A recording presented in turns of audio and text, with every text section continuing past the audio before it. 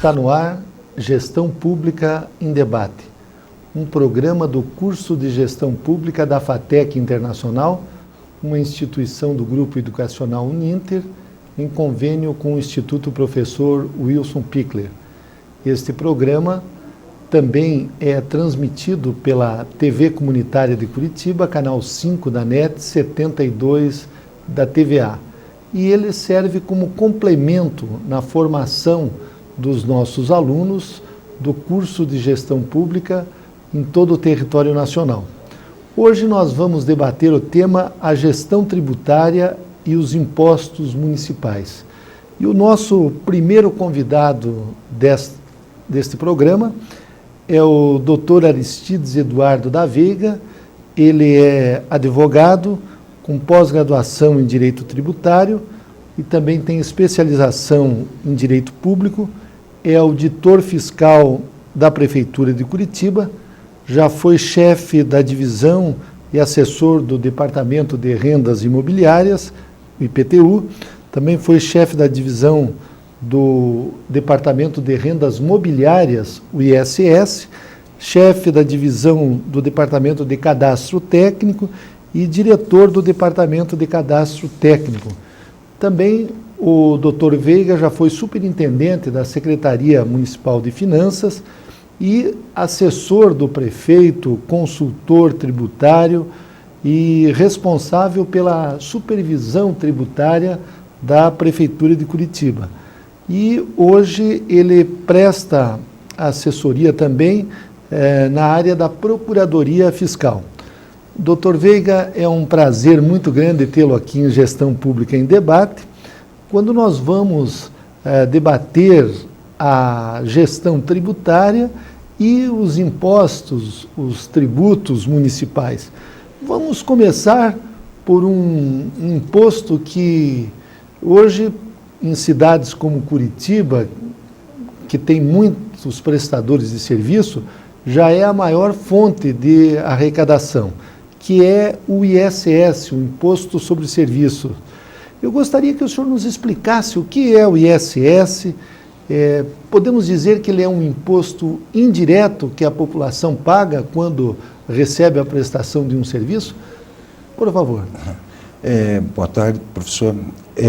Realmente o Imposto sobre Serviços, ele surgiu já na reforma tributária, a efetiva reforma tributária que existiu no país em 1965. Naquela reforma tributária, o município foi contemplado, então, com esse imposto sobre serviços, o Estado com o imposto sobre circulação de mercadorias e a União com o imposto sobre produtos industrializados. Esses três impostos sobre o consumo, todos eles têm um caráter de tributos indiretos, que o consumidor final que arca com o ônus. Então, por exemplo, no caso de uma prestação de serviço em que a pessoa leva o carro na oficina mecânica, no preço final do serviço já está embutido o imposto. Isso ocorre nos demais ramos de atividade, como um preço de uma diária de um hotel. Então, no preço final que o consumidor paga, já se encontra embutido o valor tributo. Doutor Veiga, o responsável tributário, quer dizer, quem que deve prestar contas deste imposto perante o fisco? É o comerciante, o prestador do serviço, ele que recolhe e ele que deve prestar contas, seria isso mesmo? Hoje nós temos a figura do contribuinte propriamente dito, que é o prestador de serviço, e também temos a figura da substituição tributária. A substituição tributária veio em decorrência da Lei Complementar 116, que ela alterou a estrutura do ISS, que antigamente o ISS ele era devido no local do estabelecimento prestador, com exceção do serviço de construção civil, que era devido no local da prestação. Aliás, eu gostaria até que o senhor explicasse isso. Então, por exemplo, uma empresa que tinha o seu estabelecimento sede, vamos pegar um exemplo aqui da região metropolitana de Curitiba, em São José dos Pinhais, mas o serviço era prestado aqui em Curitiba, o tributo era recolhido lá para a Prefeitura de São José? Exatamente. nessa hipótese que o serviço prestado em Curitiba, mas o estabelecimento do prestador localizado em outro município era devido no local onde estava estabelecido. A Lei 116, em função da jurisprudência dominante no Superior Tribunal de Justiça, que está entendendo que o serviço é devido onde ocorre o fato gerador e não no local do estabelecimento, ela procurou mudar alguns tipos de serviço cuja efetividade realmente se materializa no local. Então, ela, além da construção civil, ela estendeu nessa situação, por exemplo, o serviço de vigilância, de limpeza e conservação, de shows, que a presença física do prestador está no local. E então ela ampliou bastante o leque dos serviços atualmente que são devidos no local da prestação e não mais no estabelecimento prestador. Para que fosse possível, efetivamente, os municípios arrecadarem os tributos desses prestadores, a Lei 116 também, ela possibilitou a instituição da substituição tributária. Isso. Gostaria que o senhor explicasse, inclusive, o que é a substituição tributária. Isso. Então, na substituição tributária, a lei nomeia como efetivo contribuinte, aquele que tem que recolher o imposto, o tomador do serviço, aquele que contrata o serviço. Por exemplo, eu vou construir uma casa, e daí o pedreiro mora lá em Piraquara, outro município aqui da região metropolitana. Ele prestou, a empresa de construção civil prestou serviços para mim aqui, eu é que fico responsável por recolher esse tributo? Exatamente. Nessa situação da substituição é isso que ocorre. Então, por exemplo, normalmente serviços de vigilância que são prestados nos bancos. Correto. Então, nesse caso, o banco, ele torna-se o contribuinte, ele é o responsável ele tem que reter do prestador. Quando for efetuar o pagamento, ele retém o valor do imposto e repassa para o município. É a mesma situação que ocorre normalmente a nível do INSS, já ocorria normalmente. O senhor usou um outro termo aqui que eu gostaria que esclarecesse aos nossos alunos, aos nossos telespectadores, o que é fato gerador? Bem, o fato gerador é quando, no mundo real, ocorre aquilo que foi previsto em lei, que faz incidir o imposto sobre aquele ato praticado. Então, por exemplo, o imposto sobre a renda. Então, a hipótese de incidência, o que está descrito na lei, é auferir renda. Então, no momento que o cidadão efetivamente recebe alguma importância que se caracterize como renda, ele automaticamente é contribuinte do imposto sobre a renda. No caso da prestação de serviço, então a lei, a hipótese de incidência, vamos dizer assim, o que está sujeito à incidência do imposto, é justamente a prestação de serviço que a lei descreve. Então, se a pessoa prestar aquele serviço que está descrito na lei, automaticamente ela passa a condição de contribuinte e tem que recolher o tributo aos cofres do município. O senhor falou mais um termo técnico que eu gostaria que explicasse para os nossos alunos. O que vem a ser hipótese de incidência? Bem, a hipótese de incidência é a descrição legal de um fato que, se ocorrer, gera a obrigação de recolher o tributo. Isso aí é muito comum também a nível do direito penal, é muito aplicado. Certo. O direito penal, ele prevê, por exemplo, num dos artigos, matar alguém. Pena. Certo? 6 a 20 anos. Então, exatamente. Então, está na previsão do Código Penal essa hipótese que alguém mate outro. Se alguém matar outro, ele vai incidir nas penas previstas. No caso do tributo, é a mesma coisa. Então, por exemplo, a lei prevê, se você prestar serviço, por exemplo, de construção civil, correto, você vai ter que pagar imposto. Então, desde o momento que passe a prestar o serviço, já ocorreu a hipótese prevista na lei, que é o fato gerador, e a pessoa tem que pagar o imposto. Em relação ao imposto sobre serviço, doutor Veiga, há uma polêmica de que havia, pelo menos antes da Lei 116, Lei Complementar 116, que modificou os tipos de incidência envolvidos pelo ISS, de que locação de bens móveis não incidia o ISS. Como é que ficou essa situação? Porque esse é um assunto que, inclusive, ensejou decisões dos tribunais, as pessoas acabaram ganhando essas ações, e parece que tudo começou com as locadoras de vídeo. Não sei se foi isso mesmo. Não, na realidade, o primeiro julgamento que teve a nível do Supremo Tribunal Federal foi a locação de guindaste no Porto de Santos. A locação de guindastes. Isso. Então, o Supremo Tribunal Federal, com base na doutrina hoje, os doutrinadores têm insistido muito na tese que o imposto sobre serviço só incide em obrigações de fazer. E a locação de bens móveis é uma obrigação de dar a coisa. Ah, sim, fazer. Isso. Então, é baseado fazer nessa algo. doutrina. Exatamente. Fazer significa, vamos dizer assim, um exercício intelectual ou braçal para fazer alguma coisa. E ao passo que a obrigação de dar é entregar o bem para alguém. Um objeto. Isso. Um bem. Então, na questão da locação dos bens móveis, por exemplo, na locação de automóvel, por exemplo, ou na locação de fita de vídeo, como foi colocado o CD hoje. Sim, exato. Nessa hipótese, o que acontece?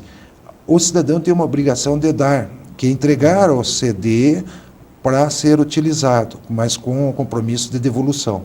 Então, ele não está tendo uma ação nem intelectual, nem braçal, ele não está fazendo alguma coisa. E ao passo que a prestação de serviço, então, estaria com essa sujeição à obrigação de fazer. Por exemplo, construir uma obra, desenvolver um programa de computador, isso seriam obrigações de fazer. De fazer. Diante dessa situação, me vem uma outra questão, já mudando um pouquinho o foco do nosso debate, da nossa conversa, diz respeito à taxa de iluminação pública, que também foi declarada inconstitucional. E daí os municípios, eles fizeram um movimento, evidentemente, e foi instituída uma contribuição de custeio da iluminação pública, que é a emenda complementar à Constituição 39.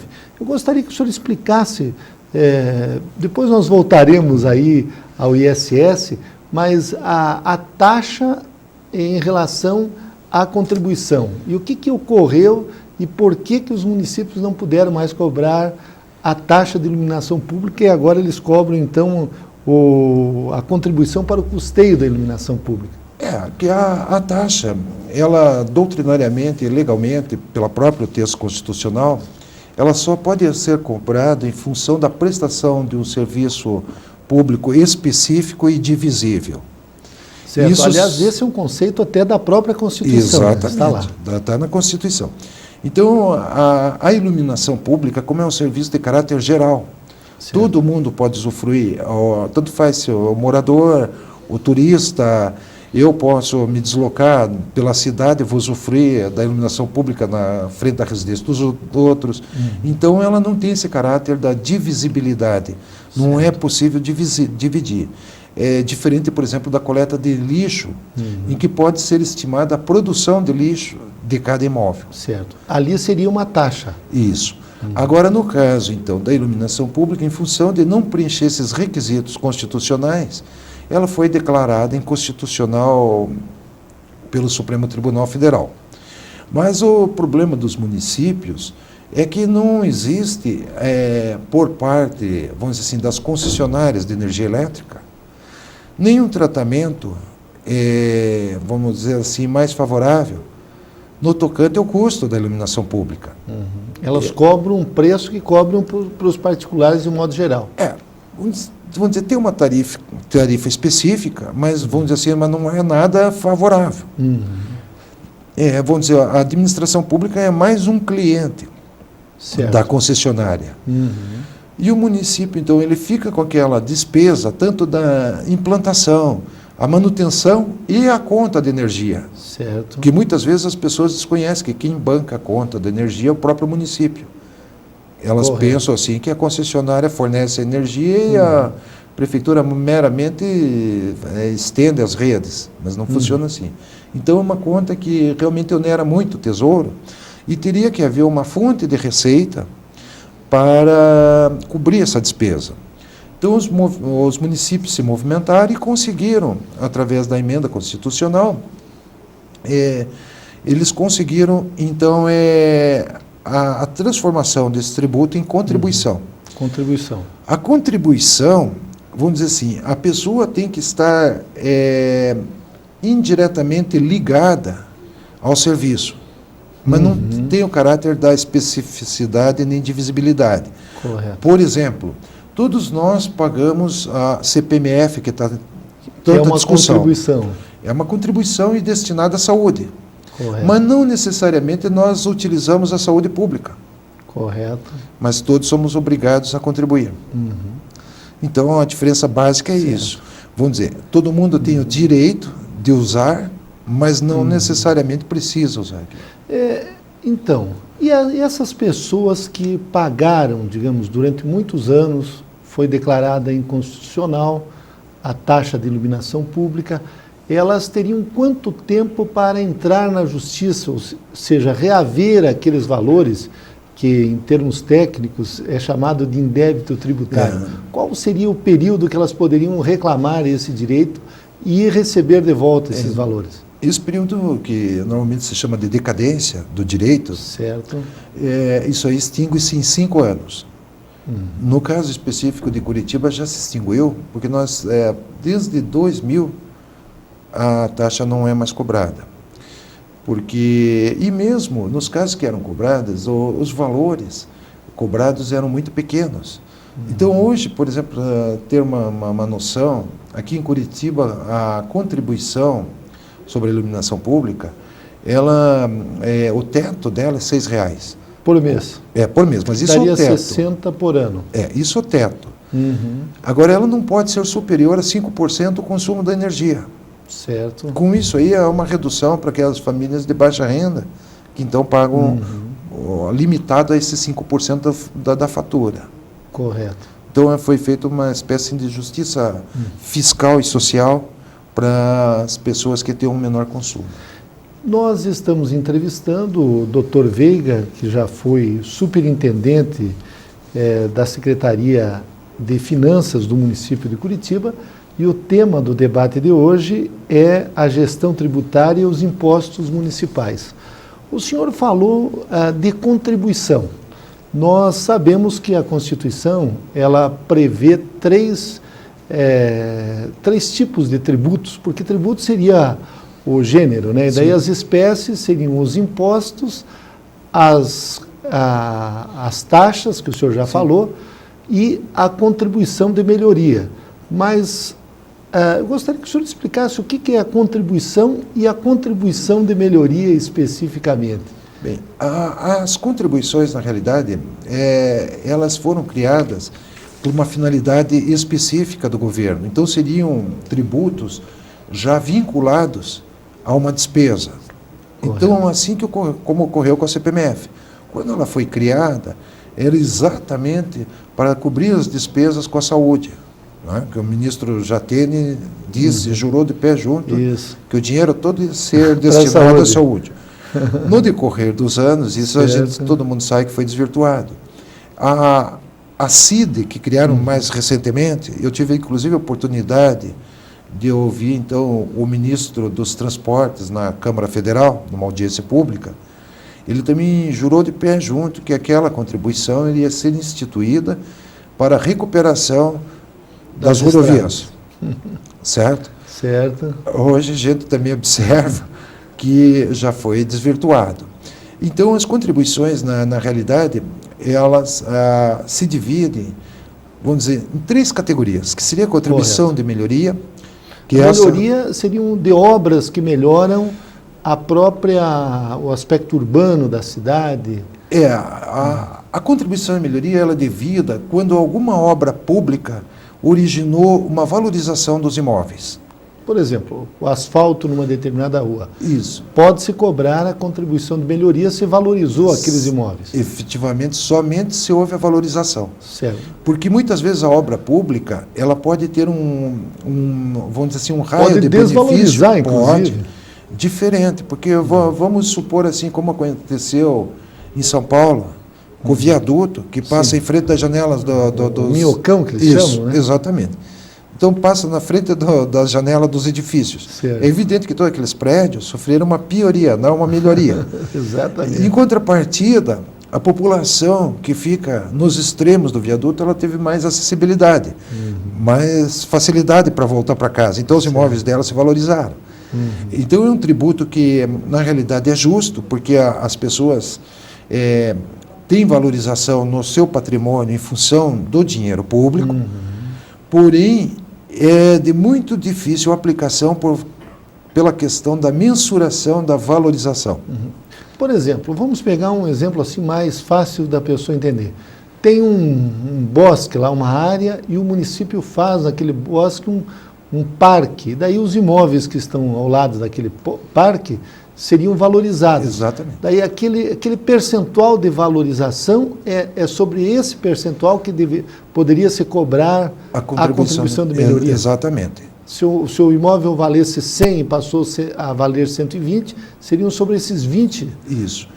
que se cobraria. Que se cobraria. Isso daí também tem uma legislação a nível nacional própria, certo?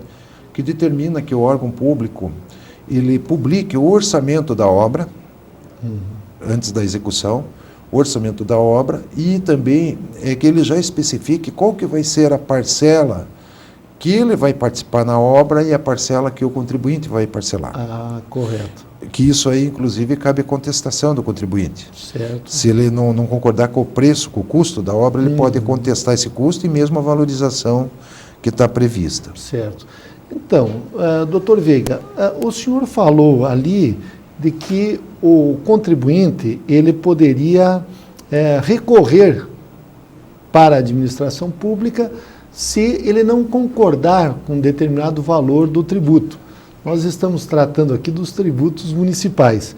Eu gostaria que o senhor falasse como funciona esse tipo de recurso. Há primeiro um recurso ao próprio secretário de Finanças, depois tem o conselho do contribuinte. Quer dizer, muitos municípios não têm conselho de contribuintes, mas os maiores municípios normalmente têm. Como é que funciona esse conselho? Bem, como o professor mencionou, cada município, ele, através da legislação própria, ele pode criar o procedimento administrativo tributário, que a gente chama. Correto. Dentro desse processo administrativo tributário, no caso específico de Curitiba e na maior parte das cidades que tem, normalmente são duas instâncias.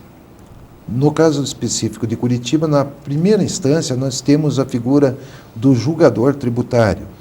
Ele é um servidor do município que ele analisa? É uma equipe? Não, o julgador tributário são decisões monocráticas, uma só pessoa, certo. Mas o cargo é preenchido por procuradores municipais. Procuradores do município. Com formação na área jurídica? Na área tributária. Tributária. Então, é cargo específico para os procuradores vinculados à Procuradoria Fiscal do município. Correto. Para ter justamente uma isenção no julgamento. Certo. Porque antigamente ocorria assim, em vários casos, em vários locais ainda ocorre, que o próprio, vamos dizer assim, o diretor, o chefe do setor de tributação, que julga em primeira instância. Mas fica uma situação que não tem isenção nenhuma, porque ele manda multar e depois ele vai julgar o que ele mandou fazer. Ele não tem nem moral para voltar atrás, né? Então, para garantir esse princípio básico de isenção no julgamento, então, no caso específico de Curitiba, o julgamento é por vamos dizer assim, por pessoas ligadas à Procuradoria do município e não à Secretaria de Finanças. Correto. Se a pessoa não se conformar com essa decisão de primeira instância, durante o prazo que é estabelecido na lei, isso é importante que todos também observem com o máximo rigor, porque desde que notificado do lançamento do tributo... Aliás, eu gostaria que o senhor explicasse o que é lançamento, então. O lançamento, na prática, é o procedimento administrativo que gera o crédito tributário. Então, por exemplo, normalmente as pessoas recebem o talão do IPTU no início de cada ano. Exatamente. Esse talão do IPTU nada mais é do que o próprio lançamento do imposto. Certo. Então, há um prazo no próprio lançamento para que a pessoa recorra. Exatamente. Se ela não concordar com aqueles valores. Valores, erro de lançamento, que pode haver erro em relação à metragem, qualquer coisa que interfira no cálculo do tributo pode ser objeto da reclamação, da impugnação. Certo. E mesmo também se o tributo não foi efetuado o lançamento de acordo com o que está prescrito na legislação. Porque às vezes pode ocorrer alguma inovação sem estar previsto na lei, esse lançamento é nulo. E as pessoas então têm que ficar atentas a esse prazo da notificação para impugnar, certo? Impugna aquele valor, o valor do lançamento. Exatamente. Então, no caso de Curitiba... A impugnação significa não concordância com aquele valor. Exatamente. Né? E outra coisa que deve ser frisado também, que na esfera administrativa não há necessidade de advogado. Ótimo. O próprio contribuinte, ou mesmo um contador, ou alguém que ele delegue, pode perfeitamente impugnar o lançamento. Não há a exigência. E aí, depois, vamos supor que aquele consultor tributário que decide monocraticamente, ele decide contra o contribuinte e a favor da administração. Como é que se faz para recorrer ao Conselho de Contribuintes? E quem faz parte desse Conselho de Contribuintes? Da mesma forma que no julgamento em primeira instância para o julgador tributário, para a segunda instância também tem que se observar o prazo previsto na legislação. É feita essa impugnação e o julgamento ele vai ser realizado por um colegiado, que no caso do Curitiba é um colegiado misto.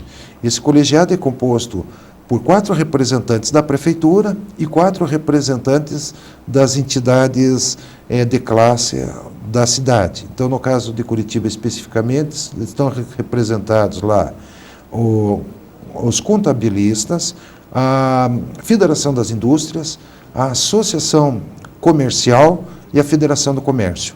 Então, esses 4 têm representantes para também ficar isento. Isso tudo é na esfera administrativa. Exato. Esgotada essa esfera, daí o único caminho é o judicial, se a pessoa ficou insatisfeita ainda com essa decisão. Exato. A esfera administrativa também é uma opção. A pessoa, de imediato, ela já pode ingressar direto na esfera judicial.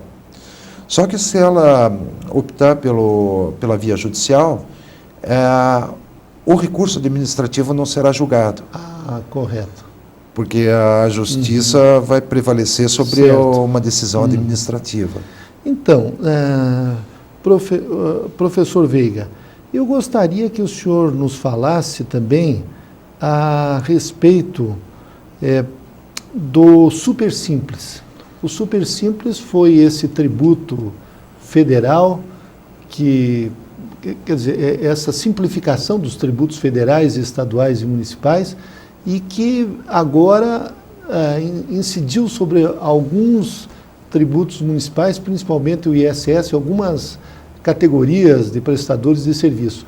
Como é que está sendo a implantação desse sistema no âmbito dos municípios e especificamente aqui de Curitiba? Bem, a questão do Simples, o tratamento diferenciado e favorecido para a microempresa, ele já estava previsto na Constituição de 1988. Curitiba, desde 1984, foi a segunda cidade do país a implantar um sistema diferenciado e favorecido para a microempresa, no tocante ao imposto sobre serviço e taxas. Então, nós fomos pioneiros no tratamento para as microempresas. A partir de 88, em 95, o governo federal editou a lei do Simples Federal. Nessa lei do Simples Federal, para beneficiar as micro e pequenas empresas, os municípios e estados ingressavam por opção. Não era facultativo o ingresso do município e do estado no sistema. Como a dificuldade de controle na centralização dos recursos por parte da União, muitos municípios e muitos estados não quiseram aderir, na época, a esse sistema. Como, então, vamos dizer, não vingou um sistema mais favorecido a nível nacional, foi feita a emenda constitucional 42, modificando a Constituição e determinando que uma lei iria, vamos dizer assim, em caráter de unicidade de tratamento a nível de país para as pequenas e microempresas. Quer dizer, não tem mais uma lei estadual, municipal e Não. federal. Engloba a cobrança todo numa mesma, como é que se diz assim, uma mesma mesmo guia de tratamento. recolhimento? Exatamente. Então, isso aí foi inserido o artigo 94 no Ato das Disposições Constitucionais Transitórias, dizendo que a partir da vigência da lei a nível nacional, dando um tratamento diferenciado para micro e pequena empresa, automaticamente todas as outras perdiam o efeito. Então foi o que ocorreu. Certo. Então a lei municipal ela teve vigência. E o prazo para que as empresas optem pelos super simples, ele foi prorrogado, parece que até o final de outubro agora? Isto daí ocorreu a nível da Receita Federal. Não que o prazo para inscrição tenha sido prorrogado. O que foi prorrogado, na realidade, foi o prazo de regularização dos débitos perante a Receita Federal. Ah, sim. Ficou até quando, então, esse prazo? Ficou até dia 31 de outubro. 31 de outubro. Porque, na realidade, a lei foi aprovada em dezembro de 2006, a Lei Complementar 123, que instituiu o Estatuto da Microempresa. E, em dezembro, como era para ter sido aprovada antes, ela previa, então, que os contribuintes que tivessem dívidas decorrentes de fato gerador ocorrido até maio de 2006, certo? O que eles tivessem devendo até maio de 2006, eles seriam contemplados com um parcelamento, cuja parcela mínima era de R$100, com taxa de juros Selic, e prazo máximo de 120 meses. Correto. Então, como ficou esse espaço de tempo, ficou essa lacuna, o Congresso Nacional daí aprovou recentemente outra lei complementar, certo? Alterando. E a Receita Federal, ela prorrogou, então, para efeito de parcelamento até 31 de outubro, para as pessoas terem condições e de poderem aderir. entrar no Super Simples. Isso. Aderirem ao Super Simples. Isso. A nível de Curitiba, nós fizemos da seguinte forma: como o volume de empresas que já estavam no Simples Federal migraram para nós, foi de 88 mil empresas. Que migraram para... Direto, assim, que já estavam no Simples Federal, e elas tinham a opção de migrar direto. Mas teriam que estar de acordo com regularizadas a nível de débito e de cadastro. Dessas 88 mil que migraram, mais de 50 mil tinham problemas inerentes a cadastro ou débito. Não significa que já estivesse algum crédito tributário constituído. Mas, por exemplo, empresas assim que deixaram de informar lá determinado mês que não tiveram movimento. Certo. Ou outras empresas, por exemplo, que não tinham prestação de serviço, elas estão cadastradas como prestadores, mas nunca tiveram prestação de serviço. Isso é muito comum no ramo da representação comercial. Correto. As pessoas, quando constituem uma empresa, elas colocam lá comércio de calçado e representação comercial, pensando que um dia vão ter uma representação. Então, a representação comercial, como é prestação de serviço, automaticamente o contribuinte fica inscrito. Mas ele abandona, não presta informação. Então, no Simples, nós tivemos muito problema de correção desses problemas. Nós concedemos daí um prazo para regularização também no que diz respeito ao alvarás. E aqui em Curitiba vai até quando esse prazo, doutor Veiga? O prazo, na realidade, ele já encerrou. Ele encerrou dia 20 de setembro, para que as pessoas que tivessem algum problema em relação a cadastro, elas efetuassem um protocolo enquanto corrigiam, porque às vezes as pessoas dependem para regularizar a situação de laudo do meio ambiente, laudo do bombeiro, e esse processo às vezes é demorado. Então a prefeitura optou que as pessoas protocolassem para garantir a inscrição, e nesse período que foi concedido aí até dia 31 de outubro para regularizarem. Sob pena, se não regularizarem dia 31 de outubro, serem excluídas do processo. Então, as pessoas que constam como indeferidas pelo município... As pessoas jurídicas. Isso, as empresas, né, que fizeram a opção pelo Simples, mas que permanecem indeferidas pelo município, elas têm um prazo agora que vai vencer agora em setembro, dia 26 de setembro, para impugnarem, que elas também têm o direito à impugnação. Certo. Que o município, vamos dizer, indeferiu porque a atividade que ele exerce não é compatível com o sistema, certo? Mas daí o cidadão pode impugnar esse indeferimento, alegando, não, mas eu não exerço essa atividade. Correto. Apresenta o contrato social, comprovando que efetivamente houve algum problema de origem cadastral da empresa, é arrumado e ele tem direito a ingressar. Então, nós entrevistamos em Gestão Pública em Debate o Dr. Aristides Eduardo da Veiga, ele que é especialista em direito tributário e foi durante muitos anos superintendente da Secretaria Municipal de Finanças da cidade de Curitiba. O tema de hoje foi a gestão tributária e os impostos municipais. Voltamos no próximo bloco.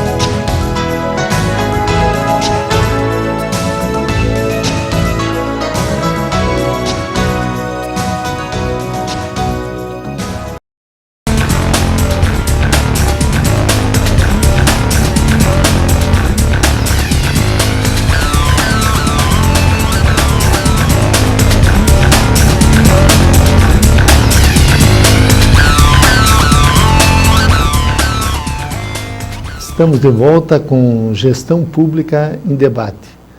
Este programa ele serve de complemento na formação dos nossos alunos de gestão pública em todo o território nacional.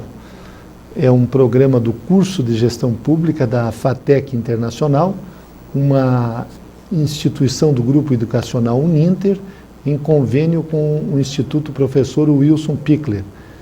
E hoje nós estamos debatendo a gestão tributária e os impostos municipais.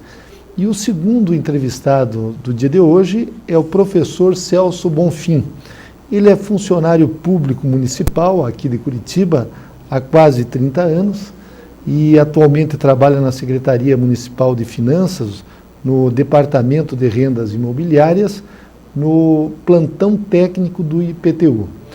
Ele é graduado em Gestão Tributária pelas faculdades UPET, ele é pós-graduado e tem MBA em Gestão Pública, ele também tem pós-graduação em Administração Tributária, tem cursos de extensão universitária na área da metodologia da educação e do ensino superior, participou de diversos seminários, cursos, simpósios e é um especialista em IPTU.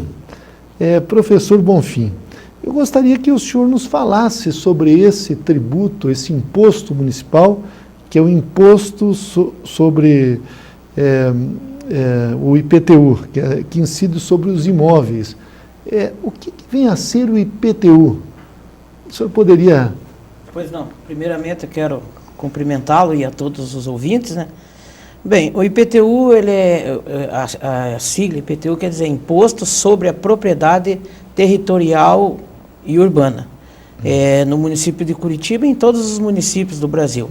É um imposto que praticamente todos os municípios adotam. Todos, né? no Brasil, todos no Brasil. E especialmente aqui em Curitiba, ele tem um caráter, digo assim, social mesmo, porque ele é progressivo e seletivo. E o IPTU, a hipótese de incidência tributária do IPTU, o fato gerador do IPTU, como foi dito pelo colega anterior, é a propriedade do imóvel. O fato gerador do IPTU é você ser proprietário do imóvel. Quer dizer, o IPTU, ele incide sobre o imóvel. Sobre o imóvel. Mas quem é responsável é o dono do imóvel. Exato. Quem paga o responsável tributário pelo pagamento do imposto é aquele que detém a posse, o domínio do imóvel, o proprietário. Ele é o responsável tributário. Infelizmente, o que muitas pessoas confundem, eu peço licença para discorrer sobre esse assunto, que o IPTU incide sobre a capacidade da pessoa. Muitas vezes lá no nosso dia a dia, lá no trabalho mesmo, chegam pessoas lá dizendo: eu não tenho condições de pagar, eu tenho problema de saúde em casa, enfim. Infelizmente, o IPTU não é um imposto que leva em consideração esses fatores extra vontade, digamos assim, da pessoa. É a propriedade do imóvel. Você é proprietário do imóvel, você é o responsável tributário pelo pagamento. Então, nós temos um outro imposto municipal também, além do ISS e do IPTU, que é o ITBI, é o Imposto de Transmissão de Bens Intervivos. Eu gostaria que o senhor falasse também a respeito desse imposto e como é que ele incide, a cobrança desse imposto. Ele ocorre quando há a transmissão dos bens imóveis. Era o antigo CISA, seria mais ou menos isso? A antiga CISA, que na Idade Média, quando ele foi criado, tinha o imposto da boa CISA, do bom CISA, do bom entendimento, né? Então, ele é um imposto que é derivado deste outro imposto da CISA, que até hoje ainda algumas pessoas chamam de CISA, mas é ITBI, Imposto sobre a Transmissão de Bens Intervivos. Esse imposto ele é cobrado com base no valor de mercado do imóvel. A pessoa compra um imóvel, eu compro um imóvel teu por 100 mil. Um apartamento? Um apartamento. Eu compro um apartamento teu por 100 mil. Vou lá na prefeitura para fazer o pagamento do imposto devido e coloco no pedido dizendo que eu paguei 100 mil. Entretanto, se no mercado esse imóvel vale 150 mil, 200 mil e você, por um negócio de ocasião, conseguiu pagar 100 mil num imóvel que vale 200, o tributo será cobrado sobre 200. E a alíquota aqui em Curitiba é quanto por cento? É 2,4%. Do valor do valor de mercado. De mercado. Não do valor do ato negocial entre as partes. Então, na hipótese aí do imóvel de 200 mil, seriam 4.400 reais. Exato. E o contribuinte pode parcelar esse valor? Ele tem que recolher tudo à vista aqui em Curitiba? Pode. Ele pode parcelar até em 6 vezes. Entretanto, ele só pode levar a registro esse imóvel, esse documento, após quitado o parcelamento. Aliás, isso é uma condição para se registrar, ter que pagar o tributo. Que pagar o tributo. O ITBI. O ITBI, ter que pagar o ITBI. E em relação ao IPTU, por exemplo, nós sabemos que Curitiba praticamente não temos mais áreas rurais, embora tenham pessoas que ainda possuam chácaras na periferia. Nesses casos, se cobra também o IPTU ou se cobra o ITR, que é um imposto federal, imposto territorial rural? Numa cidade totalmente urbanizada como é Curitiba, que modalidade se adota ou ainda se adotam as duas modalidades? Muito apropriada a pergunta. Hoje mesmo eu atendi 2 casos parecidos lá no setor. O que acontece é o seguinte: hoje em dia aqui em Curitiba, por ser uma área eminentemente urbana, né, segundo critérios de organismos internacionais, até dentro do próprio Brasil, critérios aceitos pelo Brasil, não existe mais área urbana hoje em dia em Curitiba. Não existe mais área rural hoje em dia em Curitiba. Como você mesmo mencionou, algumas áreas que conservam ainda algumas características lá de plantação, enfim, de criação, de produção rural, é muito pouco, se existir é muito pouco, mas ainda assim é o IPTU que é cobrado. Se a pessoa está sendo cobrada pelo ITR, a orientação técnica que nós damos é que ela se dirija até a Receita Federal, a Secretaria da Receita Federal, e peça para que o tributo deixe de ser cobrado. Essa ação tem que partir dele, do contribuinte, porque a legislação, tanto municipal quanto federal, garante o direito ao município de cobrar o IPTU. Em Curitiba, eu posso afirmar com convicção e peremptoriamente que não existe mais área territorial em Curitiba. Rural, nesse aspecto. Isso. Professor Bonfim, uma outra questão que nós gostaríamos de levantar diz respeito também ao IPTU. Como é que é feito esse cálculo para se chegar ao valor venal de um imóvel? Antigamente, nós sabíamos que o valor venal, que é onde, digamos assim, incide a hipótese, a incidência da hipótese de cobrança do tributo, ele era bem abaixo do valor de mercado. Hoje, há uma planta genérica que se chama, eu gostaria que o senhor explicasse o que é essa planta genérica de valores dos imóveis e se isso é sobre essa planta que incide o IPTU, o tributo. Exatamente. Essa planta genérica de valores, na verdade, a cidade ela foi dividida em setores. E cada setor, guardado as suas peculiaridades, as suas particularidades próprias, ela tem um fator determinante para que se cobre o IPTU naquela região. Vamos citar um exemplo. O Batel, por exemplo. O Batel tem ali toda... Batel é um bairro dos classe A de Curitiba, né, das pessoas com melhor renda. Exato. É que nós temos telespectadores em outras unidades. De outros estados, né? Isso. Então, citando o bairro do Batel. O bairro do Batel tem toda a infraestrutura, malha asfáltica, equipamentos urbanos, escolas, supermercados, enfim, todos os equipamentos urbanos necessários. Ao passo que se nós formos comparar com uma região um pouco mais distante da cidade, por exemplo, como Tatuquara, como o bairro do Alto Boqueirão, aqui em Curitiba, que são bairros mais simples, né? Logicamente que o valor do metro quadrado no Batel é e o valor do metro quadrado lá no Tatuquara, lá no bairro do Boqueirão é outro. Aí, como que é composto o valor do IPTU? O que compõe o valor do IPTU, ele advém do valor venal do imóvel. E o valor venal do imóvel, ele advém de dois fatores. Ele advém do valor venal da construção e do valor venal do terreno.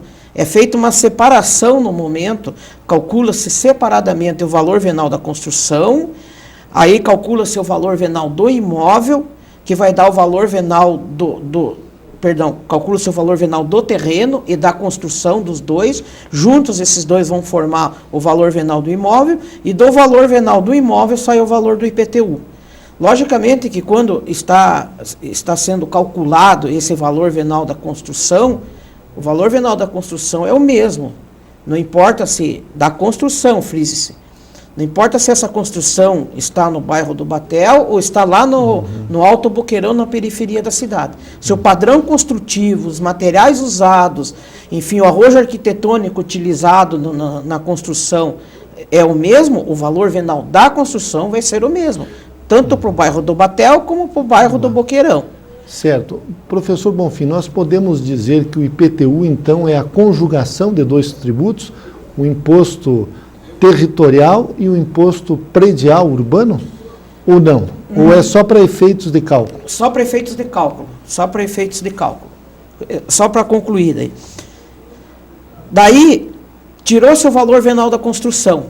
Vamos para o valor venal do terreno. Aí que entra o diferencial, que no meu entender é um diferencial justo. Por quê? Porque no valor venal do terreno, você vai determinar o valor do terreno do bairro do Batel e você vai determinar o valor do terreno lá no Alto Boqueirão. Correto. Então, eu gostaria que o senhor, que também é especialista em gestão pública, o senhor nos desse uma diferenciação do que seria a gestão pública eficiente e a gestão pública eficaz. Se é possível nós, digamos assim, compartilharmos esses dois princípios da administração pública e como que isso ocorre?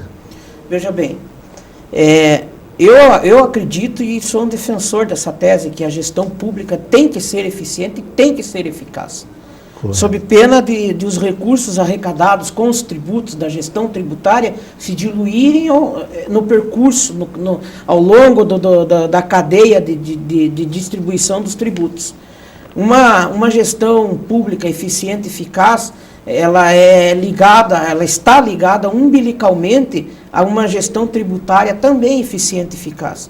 Porque o Estado em si só não é um fim, ele é um meio de promoção da justiça social e da igualdade entre as pessoas. Nós devemos nos desligarmos daquele modelo de Estado opressor, de Estado arrecadador, como um patrão opressor e que oprime os seus cidadãos. Nós devemos cada vez mais buscar um Estado que se desvincule de conceitos ultrapassados e voltado para as necessidades reais do povo, voltado para aquilo que a cidade precisa, para aquilo que o conjunto da população precisa. Professor Bonfim, uma última pergunta. Por exemplo, nós sabemos que há toda uma legislação que protege o bem de família, ou seja, a pessoa que tem um único bem imóvel, uma casa, e mora naquela casa ou num apartamento, ele está protegido pela lei. Mas, no caso da pessoa estar devendo o IPTU, esse bem imóvel, ele pode ser arrecadado pelo município para a cobrança desse tributo, desse imposto? Veja bem, quando é o único bem da família, após inúmeras tentativas, porque o município ele não toma o imóvel de ninguém sem várias e inúmeras tentativas de acordo. Primeiro, no exercício fiscal corrente, o contribuinte tem a oportunidade de pagar os seus débitos dentro daquele ano. Daquele ano. Naquele ano ele tem a oportunidade de pagar, não pagou. A legislação permite que no primeiro dia útil do exercício fiscal subsequente, o débito seja inscrito em dívida ativa, ou seja, é automática essa inscrição em dívida ativa pela lei, conferida em lei. Ao ser inscrito em dívida ativa, ele já tem que procurar um acordo para fazer o parcelamento daquele débito.